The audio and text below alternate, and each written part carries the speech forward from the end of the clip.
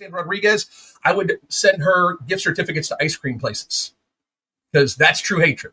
Although she's a horrible person. I mean, you realize she's a pedophile sympathizer. And that would be another thing too, Alexandra. If you would try to take me to court, I'm going to get discovery and I'm going to pull your father's records too because I've mentioned him on my videos. That would be interesting in the court in front of the camera that I would definitely have rolling.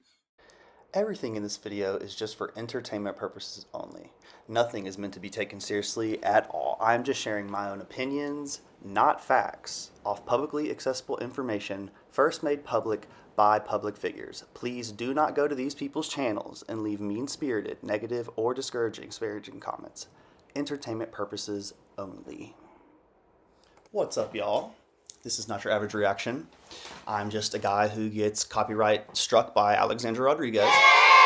Today, I'm going to do something a little bit different, so we'll see how this pans out. I'm going to check out her LLC, Ltbf Media, Living to Be Fearless Media. This is the... How am I going to say this? The removal request came from Ltbf Media. So whatever that means, I'm kind of thinking that, I don't know how the copyright strike stuff works, right? But it kind of looks like to me that she's getting her LLC to copyright strike people so that when inevitably some of us, get our copyright strikes taken away or whatever, that maybe it won't count towards her actual channel. That's the only thing I can think about. But I did look at this very briefly when I got my copyright strike, just because I was like, who is Ltbf Media? Like, what? I thought it was like, I genuinely thought this was like a company that just did like AI surveillance of copyright stuff. But no, this is just Alexandra's own LLC. So I just kind of want to go through her website a little bit with y'all. I think some of it is kind of a little irony, right? So let's just start out with About Me. So let me put myself on the other side, y'all. Okay. So About Me. Well, I copyright strike small channels because I'm bored. Yeah, let me read some of this out to y'all. So, you may be wondering where the name Ltbf Media came from. I started a YouTube channel over 10 years ago by myself with an old laptop webcam. I shared my self-love journey as a plus-size woman who is finding her way to confidence. That channel was called Learning to Be Fearless. It all started as a new foreign hobby. Little did I know, over the next decade, it would become my full-time career. As my passion for filming and creating content grew, I decided to expand my services. Aww. And then she goes on to say, this next paragraph is the best part. A huge passion of mine is helping businesses grow their social media platform. We all know that social media presence has immense value in today's society. As I have developed my social media reach, as I have developed my social media to reach hundreds of thousands of people, it has been quite an experience. The amount I have learned from my time as an online influencer is invaluable. I want to share my knowledge with you. And then here's the absolute best part. I believe there is space for everyone. Online, there is room for all brands to be successful. Let me help you reach your goals.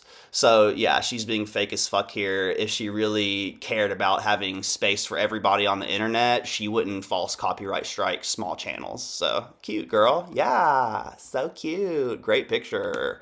Let's see how it works. Okay. Go ahead and move myself back over here.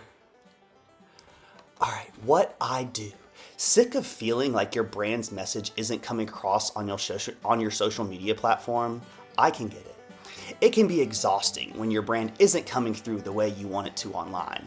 How is she a professional in coming across a way that she wants to come across? Because you go to her comment section in her videos and everything's basically negative. Most people are just complaining and calling out her BS, so that's interesting. This new niche way of way to market can be extremely powerful if it's done right. Are you talking about like rage marketing? Like this girl has like 600,000 subscribers, but like I don't even think she gets 100,000 views on her videos. So like, how is she a professional content creator in any way, shape, or form? As a content creator, I always have a vision of what I'm trying to create. We want our brands to be a reflection of who we are and what we know we can offer.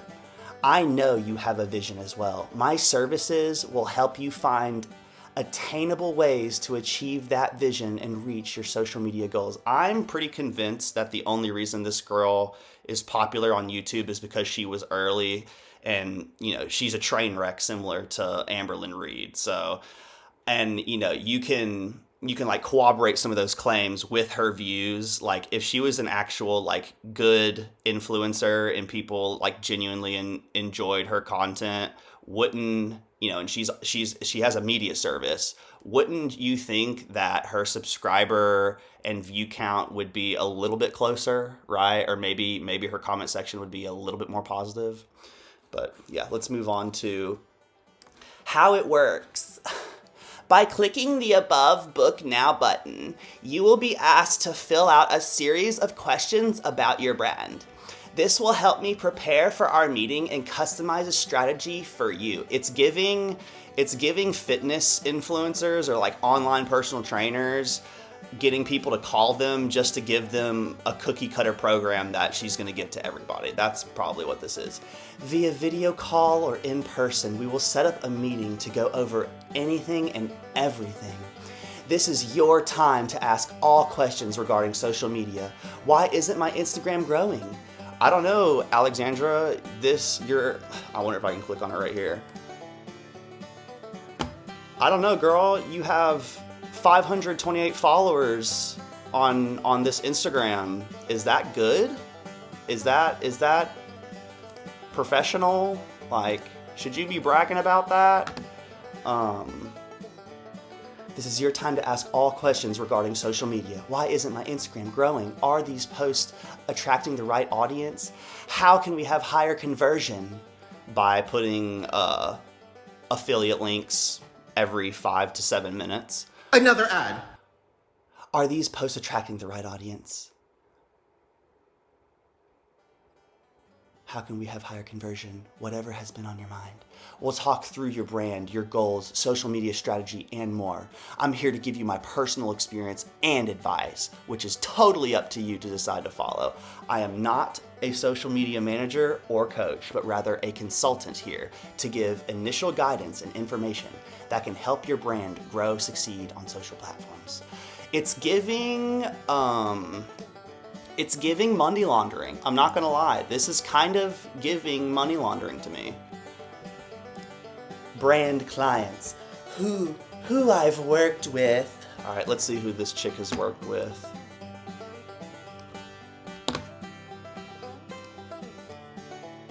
Stitch Fix. No other information about that, huh? Stitch Fix. And look at this. Look at what's going on. Great website, girl. Seamless website, girl. That's awesome. Gotta refresh this. And Miranda Fry. I don't even know who Miranda Fry is. So, I do know who Stitch Fix is, to be honest with you. I've never been impressed. I think it's a very unique service where they like send you new clothes and you pay for the stuff that you like and send back whatever, right?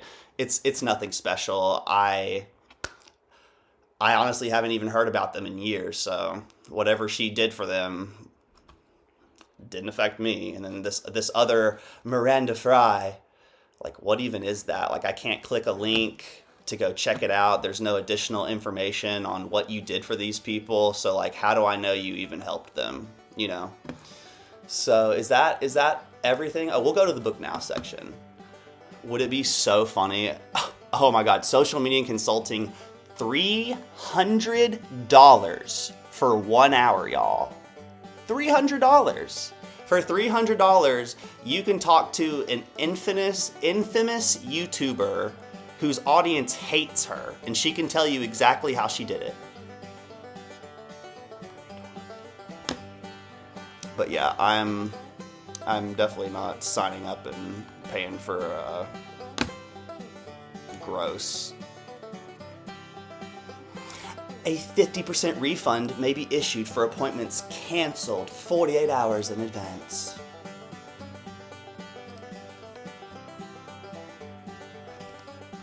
Terrible, man. Yeah, so I mean, I guess that's all to really to look at. Yeah, I mean, there's nothing else. The website, I will say, the website looks clean, but it also looks generic. It looks like you probably chose this whole theme, and maybe you might have chose some of these colors, some of these tans. Maybe, I'll give you that. But yeah, you know, something I might want to dive into is like, how much is it to keep an LLC running? And like, what is the point of her having an LLC? You know what I'm saying? Like, I work for myself, and like, there's no reason for me to have an LLC for personal training. You know what I'm saying? It's actually quite a waste of money for me. Like, that would be insane.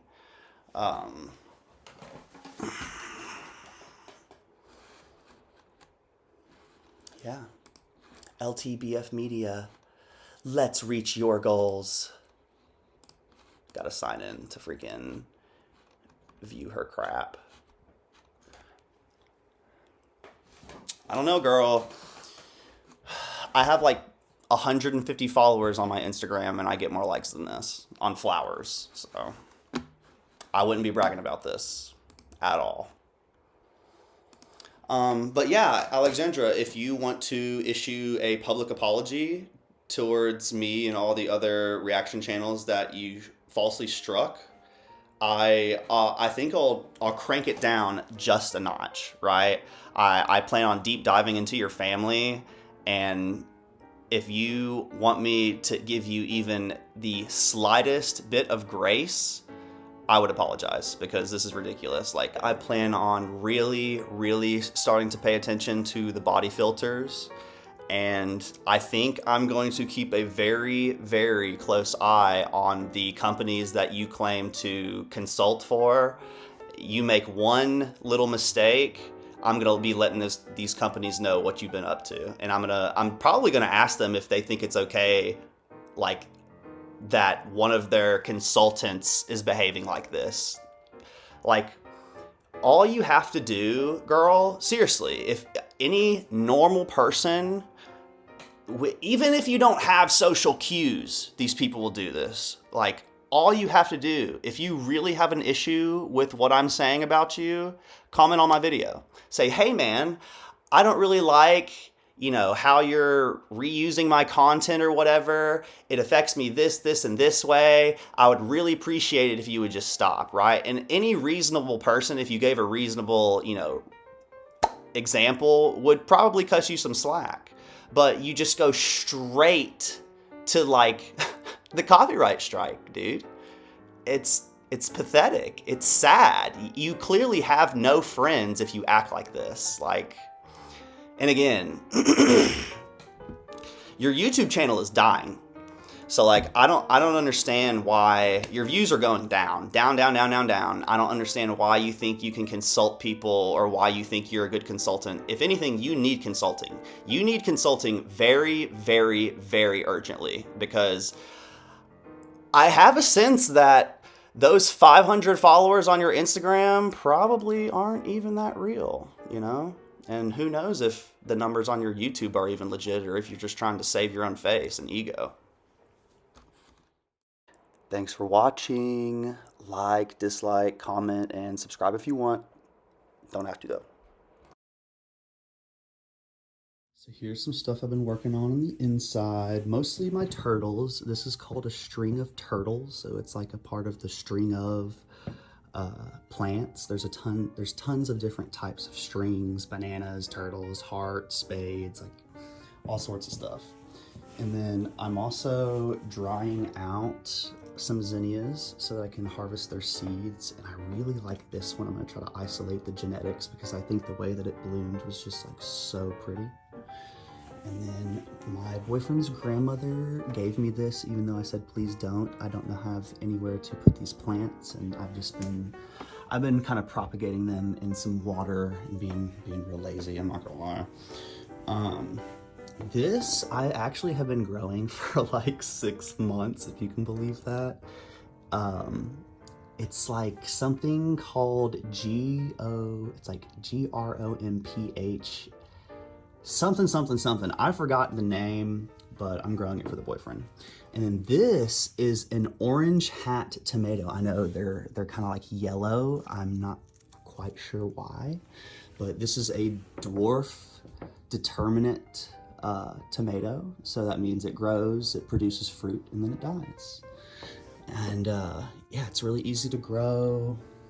Can do it in a freaking cup if you wanted to, and like I just let the plant do whatever it wants. Like it's too much of a hassle for me to, you know, put it on a stake and do all that nonsense.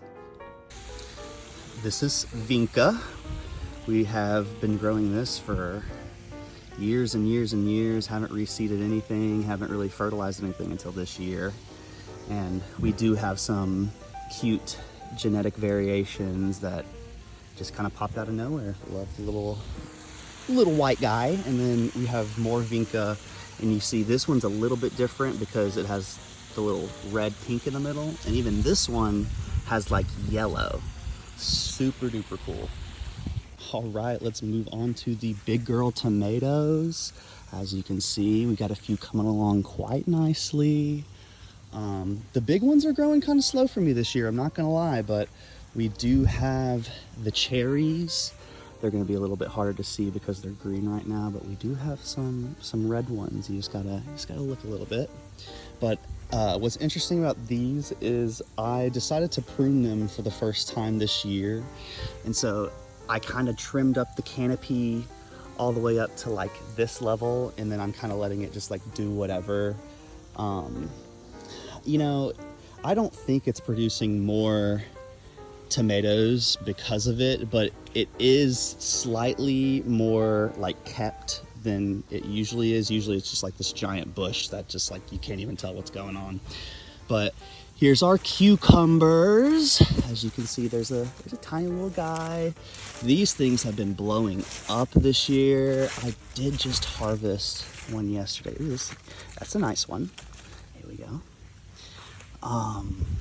There's 3 different types of cucumbers. We have like an Ancash cucumber, a Boston pickling cucumber, and it's like a simple bush cucumber or something like that. And then over here, I had transplanted some tomato cuttings. So when I was trimming those guys, I just literally stuck it right in the ground, and it started growing some tomatoes for me. So, you know, plants are pretty cool. Let's see, this is more tomatoes. I think this is big girl tomatoes. And I just planted this pumpkin. I'm gonna be honest with y'all, I don't know if we're gonna get actual pumpkins, but I just want to give it a shot because I planted this a little bit late. But as you can see, we got some flowers on it, which is a good sign. Something kind of, pumpkin plants have tiny little, I don't want to say thorns, but they're like kind of bumps on the stems. And if you grip it hard enough, it'll kind of leave a mark on you, kind of radiate pain for about a day. But same thing over here with these tomato plants. These are just cuttings. And see, I'm just letting it do whatever it wants, and it's fine.